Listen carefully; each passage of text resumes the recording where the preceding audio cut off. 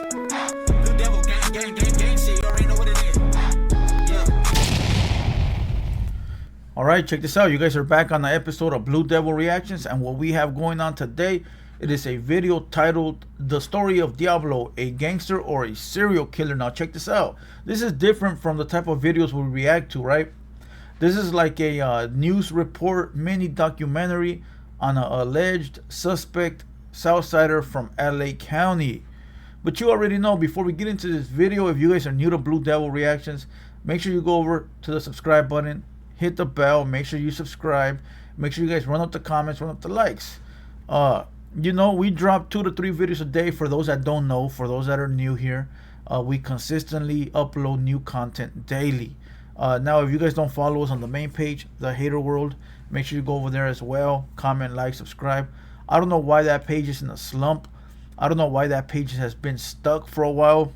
We drop over there 2 to 3 times a day, you know, and lately it's been stuck.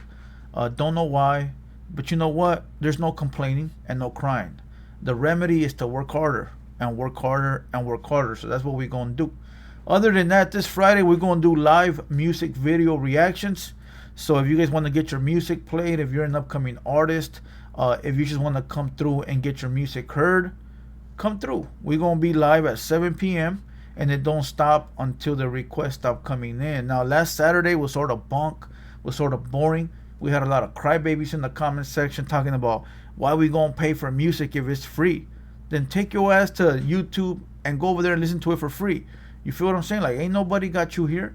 Besides, it's for, what I'm doing it for is for people that want to get their music heard, for people that ain't got that big of a platform. Not saying that mine is big, but 40,000 some subscribers, it helps out to get you a few views here and there. You feel what I'm saying? So that's what I do it for. I don't have to do it. I'm cool. My pockets are straight.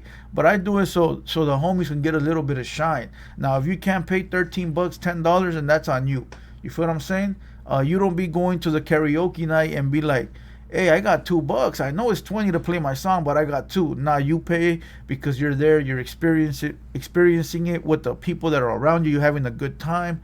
So if you crying about that, don't come through. Don't come through. Other than that, let's get back to this video. The story of Diablo, a gangster or a serial killer. Hey, but other than that, one last thing. If you want to get at me via DM to talk about the music request, or you want to send me the track, we already got a bunch of people lined up. Go to my Instagram, at The Hater World. At The Hater World.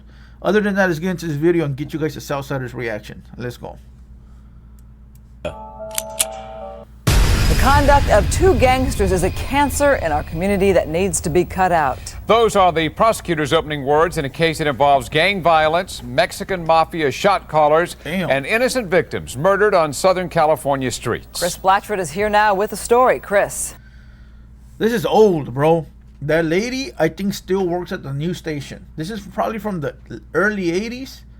I mean, sorry, late 80s or mid 90s. You can't tell no more by the way that the VCR looks. This is like a VCR tape, right?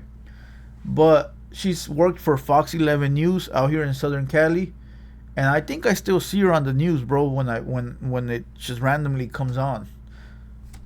It involves a half-dozen murders committed during a 5-month killing spree launched by a gang drug lifestyle that is all too prevalent. That's Chris Blatchford. For those that don't know who he is, he a gang expert, right? He exposes gangsters, taggers, drug dealers. He got a section on the news where he'll do like many documentaries on like gangbangers, drug dealers, and taggers. He did one on Conejo, the rapper. He did one on those little kids. Well, they're not little no more. Chucky and Midget from Tortilla Flats. He's done episodes on taggers from the 90s. So that's his get down to expose. This Fox Undercover report, we show you a gruesome case that didn't get much publicity. Very simply because most people are just too scared to talk about it. Ruben Gomez became an East Side Wilmas gang member at the age of 13. For those out-of-staters, out-of-town dudes that are watching, Eastside Wilmas is a gang in Southern Cali. Eastside Wilmington. Wilmington is close to Long Beach. San Pedro, it is the harbor area. And I believe Eastside Wilmas wears red bandana. See the blue ones that are in the back? They wear red ones. I think it's the east side and not the west side. I'm not sure. But they're still Southsiders. They just sport the red rag because they used to have the red rag before Southsiders came about. You know, before the whole prison thing took over, they used to wear red rags in their neighborhood. Took the nickname Diablo, the devil, and now is a serial killer who says one victim's father will burn in hell. LAPD Detective Sal LaBarbera doesn't doubt it. Gomez was a predator. Ruben Gomez was paroled in 1997, and investigators believe he was out of prison only 18 days. So if this must be like a 1998, 1999 episode. This is not from the 2000s. It cannot be from the 2000s. If he paroled in 97, you had to make this video after the fact. 1997, and investigators believe he was out of prison only 18 days looking for drug money when outside this Wilmington bar he saw 24-year-old Socorro Valle walking home, robbed him and stabbed him to death. Wow. That was his MO, was to rob folks late at night coming out of bars or restaurants. Just a few weeks later, an armed Diablo came here to the house of reputed drug dealer Xavier Salcedo, stole $14,000 in cash and terrorized his girlfriend and 3 children. Some caught on this edited 911 tape. There's some guys in my house. Please. Is your boyfriend in there? Yes, he is. And he's getting robbed at this actual moment. That lady sounds too calm for her boyfriend to be getting robbed. But it sounds like Diablo here is terrorizing and victimizing paisas. First the paisa at the bar, right? Motherfuckers come out drunk, wobbling, don't know what time it is. Bro, there's a bar in the city I live in. It's a paisa bar. Little fucking hole in the wall place, right? If there's a gas station across the street, if you go stand at the gas station at 2 a.m. and you're looking at the bar, you'll see paisa stumbling out. Bro, you could run through their pockets and they won't even know what's going on. They're that faded. I'm not saying go do that, but I'm just saying they're that faded that they won't even know what's going on. So this guy knows the get down. Now he over here at a paisa's drug dealer. He probably wasn't paying rent. That paisa probably was not paying rent. No one was willing to be a witness against Diablo at the time. Damn, look at that smirk. And 3 months later, he would go on a killing rampage. Rahandra Patel, seen here with his son and granddaughter, was a quality control inspector for a Torrance Aerospace company. Patel was abducted while leaving the restaurant by Gomez, still trying to feed his crack cocaine habit. He was stabbed, placed in the trunk of his vehicle, and driven around for some time while he was still alive. Diablo traded Patel's jewelry for drugs and eventually drove to a freeway on-ramp where he finished him off with a shot to the head. Police Wow, what a criminal. I'm trying to watch my language here for YouTube. Bro, I thought he was going to kidnap him for ransom. Like, he works at an aerospace place. He got bread. Throw him in the trunk. Call the family, request a couple of $1,000. Bro, if you're going to do all that, why not just take their stuff and leave them alive? Like, why would you want to, like... Some people, bro, they kill once and they got that taste for blood that they want to do it again. And I think that's what went down here, bro. Eventually drove to a freeway on-ramp where he finished him off with a shot to the head. Police found Patel's burned-out car several days later in San Pedro. Gomez would profile people. And 2 weeks after the Patel murder, Gomez spotted 30-year-old Jesus Escareno leaving a restaurant all dressed up like a Sinaloa cowboy. Silver belt buckle and rings on every finger. Detective Deborah Winter. He thought that Escareno would have a lot of money, and that's why he was targeted. And as it turned out, it was costume jewelry, and he was a busboy at a restaurant. And Escareno's body... Typical paisa, not gonna lie. Typical paisa. They work. They're dishwashers, cooks. Nothing wrong with that shit. I have family like that. But you know, they like at the week when the weekend comes, they like to dress up, bro. They like to put on the cowboy boots, the cowboy hat, you know, the jewelry, and you'll never know they're dishwashers. Check this out. One of my friends he drives an ice cream truck. He's a paisa friend, right? I know him since I was little. I used to buy ice cream from him when I was a kid, and he had the truck back then, and he still got a truck. He's much older now, right? And that guy, bro, I tell you like this: if you guys were to meet him not in the truck, in the ice cream truck, you will never know he's an ice cream truck driver. Got a big ass house, a bunch of dope ass whips, the sombreros, the boots, the jewelry, and you're like, damn fool, you sell ice cream? How you do all this with the? But the ice cream game been good to him. You know, that's what that reminds me of, bro. Paisas work hard as hell, and they have 2 days to kick back Saturday and Sunday and party and live like kings. You know what I mean? Let's go. A busboy at a restaurant. And Escareno's body was found the next morning, dumped here at a San Pedro shopping center parking lot. Wow. Diablo had nearly taken his head off with a shotgun blast. And then just 17 hours later, he ambushed my son. They were waiting out there in the bushes, and Diablo Gomez struck again. Raul Luna Jr., a drug dealer who had a previous confrontation with Gomez, was shot down in his front yard in Torrance. A close-range shotgun blast to the head. Gomez then stole his wallet and cell phone. they didn't give him a chance. He didn't have a weapon on him. There's no way possibly he could have defended himself. I don't feel bad for the dad. I don't feel bad for the dad. Listen, regardless, yeah, it's a lost life, you know, rest in peace to the lost, right? But, to the fallen. But, bro, your son was a drug dealer, homie. That's his fault for not having a peace. How you gonna be mad at the other guy? The other guy's playing the game, right? They're both, if you're selling drugs, if you're stealing cars, if you're running around and doing illegal activity, you playing the game. So you can't be mad when the game don't play in your favor. You feel what I'm saying? Because obviously it was... Why is they crying in the background? Is she crying because the guy dead? Listen, because obviously when your son was making all that drug money, it was all happy times.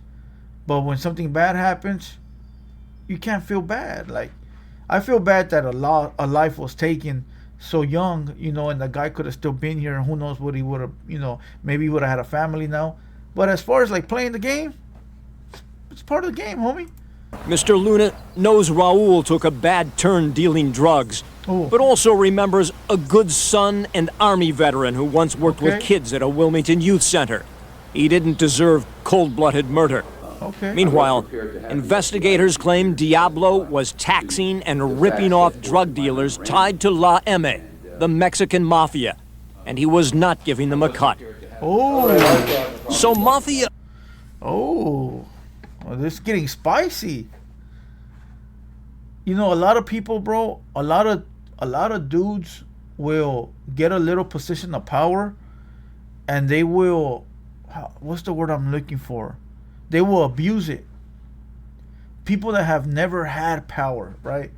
Like people that have never been in charge of anything, bro. Anything.